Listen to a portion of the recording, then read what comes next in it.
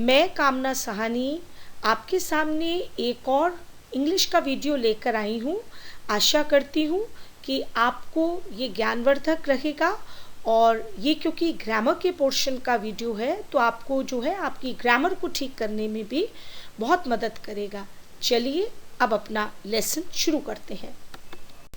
Today's topic, आज का अध्ययन बिंदु है एक्टिव टू पैसिव, यानी आज हम ये पढ़ेंगे कि एक्टिव टू पैसिव सेंटेंस कैसे बदलते हैं। सबसे पहले ये एक इंट्रोडक्शन वाला वीडियो है, इसलिए इसमें मैं आपको केवल ये बताऊंगी कि एक्टिव टू पैसिव का सेंटेंस होता क्या है, हम इसके अंदर कैसे मुख्य तौर पर बदलते हैं। लेकिन हम इसके बाद कई सारे और यूट्यूब्स के मैं आपको वीडियोस डालूंगी जो होंगे छोटे, लेकिन वो आपको एक एक टेंस को क्लियर करेंगे। चलिए अपन अपने पाठ को आगे बढ़ाते हैं।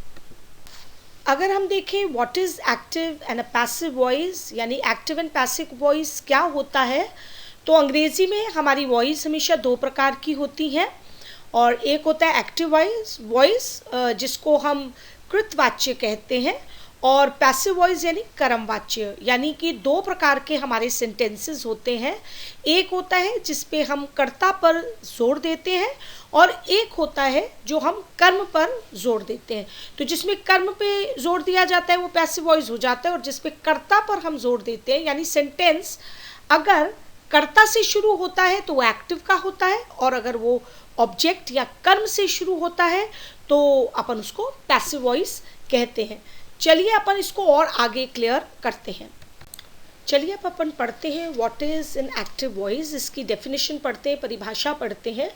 A sentence is in the active voice when the subject does some action. अब देखिए इसका मतलब ये होता है कि जब वाक्य का कर्ता किसी कार्य को स्वयं करता है तो वह वाक्य को हम एक्टिव वॉइस में कहते हैं। अब याद रखिए, केवल आपको इतना सा समझना है कि जब आपका वाक्य सब्जेक्ट से शुरू हो रहा हो, यानी कि कर्ता से शुरू हो रहा हो, यानी कि उस चीज़ से शुरू हो रहा हो या उस नाउन से या उस प्रोनाउन से शुरू हो रहा हो जो वो खुद कर रहा है, तो हम ऐसे वाक्यों को हम जो है एक्टिव वॉइस का वाक्य कहते हैं, और इसमें हम सब्जेक्ट की प्रधानता हमारी अधिक होती है। अब समझिए कि अगर अपन ने यहाँ पर जो है एक सेंटेंस देख रहे हैं आप, एक लड़का है और आप देख रहे हैं कि एक लड़का जो है वो पत्र लिख रहा है, तो यानी ये जो लड़का है ये पत्र लिख रहा है, तो इसमें लड़का तो हो गया काम करने वाला, तो यानी ये तो हो गया सब्जेक्ट, और पत्र आपका क्या हो गया ऑब्जेक्ट, या जिसको हम कहते हैं कर्म। और ये लिख क्या रहा है, लिखना, लिखने को हम क्या कहेंगे वर्ब है। तो यानी कि अब ये देखिए, ये रहा लड़का और ये रहा पत्र, तो यानी कि अगर अपन, और इसके बीच में क्या है लिखना, तो यानी कि ये लड़का तो हो गया कर्ता, और ये जो हमारा पत्र हो गया ये हो गया हमारा ऑब्जेक्ट या कर्म। और हम जब भी सेंटेंस लिखेंगे तो इसका सेंटेंस क्या बनेगा, the boy writes a letter, यानी यहाँ पे लेटर पहले नहीं आया, यहाँ पर बॉय आया है। तो ऐसा जो सेंटेंस होता है जिस सेंटेंस में सब्जेक्ट हमारा बॉय है, लिखना वर्ब है, और जो हमारा पत्र कर्म है, अगर हम इस तरीके से लगाते हैं सेंटेंस को, यानी सब्जेक्ट वर्ब और ऑब्जेक्ट, तो ऐसे सेंटेंस को हम हमेशा और हमेशा एक्टिव का सेंटेंस कहते हैं। अब अपन पढ़ते हैं what is a passive voice. Passive voice अगर मैं हिंदी में आपको समझाना शुरू करूं तो वो है कि जब वाक्य का कर्ता स्वयं किसी कार्य को ना कर कर निष्क्रिय बन जाता है तथा कार्य एजेंट या कर्म द्वारा किया जाता है, या कार्य का संपादन स्वयं सब्जेक्ट पर ही हो, तो वह वाक्य पैसिव वॉइस में होता है। इसमें हम ऑब्जेक्ट को प्रधानता देते हैं। ध्यान रखिए इसके अंदर केवल इतना सा अगर अपन इसको और अच्छी तरीके से समझें तो इसका अर्थ ये होता है कि ये कर्म प्रधान होता है, यानी कि इसके अंदर जो सेंटेंस होता है वो हमेशा ऑब्जेक्ट से शुरू होता है, और हम इसके अंदर ज़्यादा ध्यान नहीं देते हैं कि इसका सब्जेक्ट क्या है, किसने ये काम करा है। हम ये ध्यान देते हैं कि कर्म क्या हुआ है। जैसे कि पहला वाला जो मैंने आपको जब एक्टिव वॉइस करवाया था तो उसके अंदर मैंने जो सेंटेंस आपको बताया था, अगर आपको अभी याद हो, तो वो था the boy writes the letter, और जब मैंने इसको पैसिव में किया तो ये क्या बन गया, इसके द्वारा पत्र लिखा जाता है, यानी कि a letter is written by the boy. तो ध्यानपूर्वक देखिए, यहाँ पर अपन ने क्या करा है, लेटर को पहले लिखा है और बॉय पीछे चला गया। तो अगर अपन इसको मैं चित्र के द्वारा आपको समझाऊं तो आप ध्यानपूर्वक देखिए। जब अपन ने पहली स्लाइड देखी थी उसमें लड़का इधर था, यानी जो पत्र लिख रहा था, लेकिन अब जो दूसरी बार अपन ने स्लाइड में देखा तो पत्र यहाँ है और लड़का वहाँ है, यानी कि इसके अंदर जो पोजीशन होती है एक सब्जेक्ट और ऑब्जेक्ट की वो उल्टी हो जाती है। यानी इस वाक्य में लिखने का कार्य जो है वो लेटर जो अपन ने कहा है वो यानी कि द बॉय नहीं कर रहा, पर उसके द्वारा ये किया जा रहा है, अपन ने ये कहा।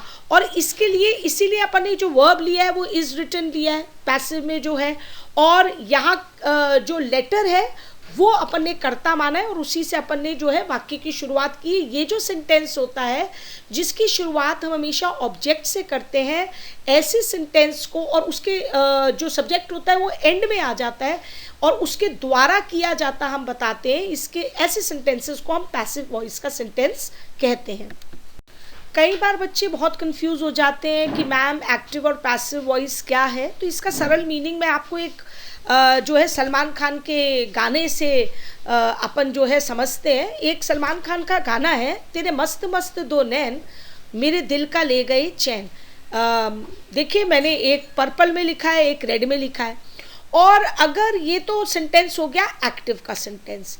अगर यही मैं पैसिव में सेंटेंस कन्वर्ट करूंगी तो वो हो जाएगा मेरे दिल का ले गए चैन तेरे मस्त मस्त दो नैन। अगर ध्यानपूर्वक देखा जाए तो मात्र एक्टिव और पैसिव में क्या फ़र्क हुआ, एक सेंटेंस जो सब्जेक्ट से शुरू होकर अगर सीधा लिखा जाता है तो वो एक्टिव का सेंटेंस होता है, और उसी सेंटेंस को जब हम पलट लेते हैं, यानी कि हम पीछे को आगे लगा देते हैं और आगे वाले को हम पीछे ले जाते हैं, तो ये सेंटेंस हमारा पैसिव का सेंटेंस बन जाता है। शायद इससे सरल, इस गाने से सरल तो आप और नहीं समझ पाएंगे। अब अपन इसका देखते हैं कि इस सेंटेंसेस में मुख्य तौर पर क्या होता है और हम इसको बदलते कैसे हैं। अगर अपन common rules for all sentences to make active to passive पढ़ते हैं, यानी कि एक्टिव टू पैसिव बनाने के लिए हमारे सामान्य नियम सभी वाक्यों में, क्योंकि हमारे 12 टेंसेस होते हैं, 12 सेंटेंसेस होते हैं जो टेंसेस में आते हैं, हम मात्र 8 होते हैं ऐसे सेंटेंसेस जिनको कि हम बदलते हैं। तो जो कॉमन होते हैं, यानी कि नॉर्मली होता है जो होते हैं, वो अपन पहले पढ़ते हैं कि इसमें कॉमन नियम्स क्या हैं। तो देखिए सबसे पहले देखिए एक ये जो लड़की है वो पेंट कर रही है, और अपन ने कहा कि वो किस पर पेंट कर रही है, एक दीवार पर पेंट कर रही है। तो आप ध्यान से देखेंगे, पहले लड़की है जो काम कर रही है, यानी कि ये सब्जेक्ट है, बीच में एक ब्रश है, पेंट ये एक वर्ब है, और एक मैंने दीवार बनाई है जिसको कि वो वॉल है, यानी ये कर्म है। तो अगर ध्यान से देखें, समझिए कि मैंने इस लड़की का नाम दिया सीता, मैंने कहा इस पेंटिंग, यानी वो पेंट कर रही है द वॉल। तो ध्यानपूर्वक देखें, सीता सब्जेक्ट है, पेंटिंग वर्ब है, और वॉल जो है वो ऑब्जेक्ट है। ये सेंटेंस जो सेंटेंस है वो एक्टिव का है। क्यों एक्टिव का सेंटेंस है? क्योंकि यहाँ पे शुरुआत अपन ने किससे कर दी, अपन ने सब्जेक्ट से कर दी। अब दूसरा सेंटेंस देखते हैं अपन।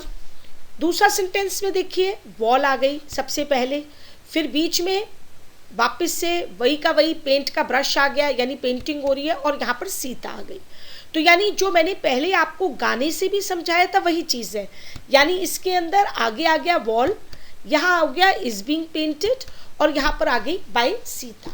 तो ध्यानपूर्वक अगर देखें तो हमने क्या करा है, एक्टिव का सेंटेंस सब्जेक्ट से शुरू हुआ सीधा, और जब हमने सब्जेक्ट को ऑब्जेक्ट की जगह और ऑब्जेक्ट को सब्जेक्ट की जगह कर दिया, यानी अगर मैं और सरल भाषा में करूं, यहाँ से सीता को वॉल की तरफ कर दिया, वॉल को सीता की तरफ कर दिया।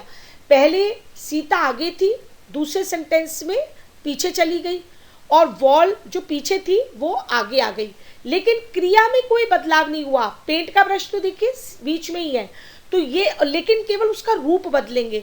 तो हमारा कॉमन नियम जो हुआ वो क्या हुआ, अब अपन पढ़ते हैं ध्यानपूर्वक। आप जो है राइट हैंड साइड पर देखें, एक्टिव टू पैसिव बदलने के अंदर जो फॉर्मेट होता है वो ये होता है subject plus verb plus object. अब subject plus verb plus object किसका होता है? एक्टिव सेंटेंस का। सीता सब्जेक्ट हो गई, वर्ब पेंटिंग हो गया और वॉल ऑब्जेक्ट हो गया। अब ये फॉर्मेट किसका हो गया? अपना एक्टिव का। अब समझिए मुझे फॉर्मेट बनाना है पैसिव का, तो पैसिव का क्या हो गया? उल्टा हो गया। ध्यानपूर्वक देखिए, ऑब्जेक्ट पहले आ गया यानी कि दीवार पहले आ गई, बीच में वर्ब वैसे का वैसा है और पीछे सब्जेक्ट चला गया यानी कि सीता पीछे चली गई। अब हमारे सामान्य नियम क्या होंगे? क्लियर कट है कि अगर मुझे एक्टिव टू पैसिव को बदलना है तो सबसे पहले हम ऑब्जेक्ट को आगे ले आते हैं, यानी वॉल को हम आगे ले आए। नंबर 2, हम सब्जेक्ट को कहाँ लेकर चले गए थे? पीछे लेकर चले गए थे। ध्यानपूर्वक देखिए, पोजीशन देखिए, पहले सीता आगे थी, अब सीता पीछे चली गई। सब्जेक्ट के आगे जो पहले हम हमेशा क्या लगाते हैं? बाय। सीता के आगे नीचे देखिए, नीचे वाले में बाय आ गया। उसके बाद हम वर्ब का थर्ड फॉर्म लगाते हैं। ऊपर क्या थी? पेंटिंग, नीचे आकर वो क्या हो गया? पेंटेड। यानी कि आपकी सेंटेंस चाहे आपका इनडेफिनिट का हो, चाहे कंटिन्यूअस का हो, चाहे आपका परफेक्ट का हो, आप हमेशा और हमेशा उसके अंदर थर्ड फॉर्म की क्रिया में ही परिवर्तन करेंगे। ये आपको ध्यान रखना है। और नेक्स्ट है कि हम वाक्य में हेल्पिंग वर्ब हमेशा लगाते हैं, यानी सहायक क्रिया लगाते हैं। ध्यानपूर्वक देखिए, अगर नीचे वाला आप देखेंगे, इज तो ऊपर का सेम टू सेम करा, लेकिन इसके अंदर जो हमने एक सहायक क्रिया अपनी तरफ से लगाई वो बीइंग है। तो क्लियर कर लीजिए कि जब भी आप सामान्य नियम में ये होता है, वापस से बोलती हूँ, ऑब्जेक्ट आगे आता है, सब्जेक्ट पीछे जाता है, सब्जेक्ट के पहले हम बाय लगाते हैं, वर्ब का हम थर्ड फॉर्म लिखते हैं और वाक्य में हम अपनी तरफ से हमेशा और हमेशा एक हेल्पिंग वर्ब लगाते हैं। कोई भी सेंटेंस आप बनाएं, उनमें ये नियम कॉमनली तीसरे नंबर तक तो सेम चलते, चौथे नियम तक तो सेम चलते हैं। हम ऑब्जेक्ट पीछे आगे ले आएंगे, सब्जेक्ट पीछे ले जाएंगे, सब्जेक्ट पहले बाय लगाएंगे, वर्ब का हमेशा थर्ड फॉर्म लगाएंगे।